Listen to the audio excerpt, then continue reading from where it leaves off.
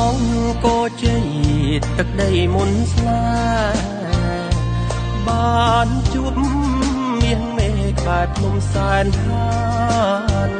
ទំនប់ទឹកល្អក់កនលែងកំសាន្តគយគុណស្បាយប្រានស្រស់ស្រាយអារម្មណ៍ភូមិព្រៃឈើទាលពេលថ្ងៃរៀបលិចទុនលឺព្រិចថ្ងៃគងលើភ្នំផ្លូវថ្នល់ខ្វែងខ្វាត់នោះមនីជួបជុំធ្វើឲ្យរូបខ្ញុំដងចិត្តមិនរួចអរភូមិសាមគ្គីទឹកដីស្រុកស្រែខ្ញុំសូមស្បត់ស្បាយថាស្នេហ៍នួនល្អភូមិត្រពាំងវែងអង្គជ័យក្រោមសូមជួយលួងលោមឲ្យខ្ញុំធ្នមថាភូមិត្រពាំងស្រែអង្គជ័យលើសូមអ្នកជួយធ្វើជាសាក្សីស្នេហ៍ភូមិអង្គរំដួលបងស្ម័គ្រចិត្តថាផ្ញើកាយផ្ញើស្នេហ៍អង្គជ័យហើ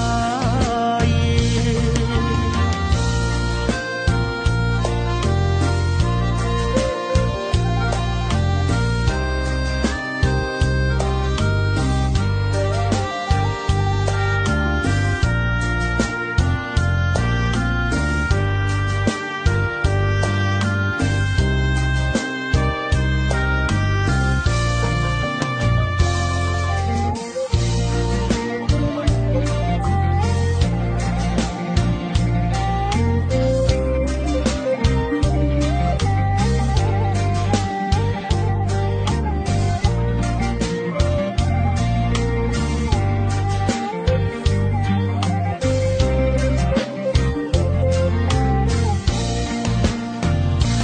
ភូមិសាមគ្គី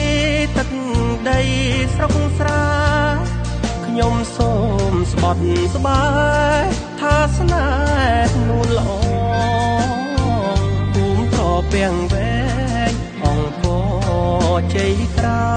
មសូមជួយលួងលោមឲ្យខ្ញុំធ្នមថាភូមិត្រពាំងស្រែអង្គជ័យលើសូមអ្នក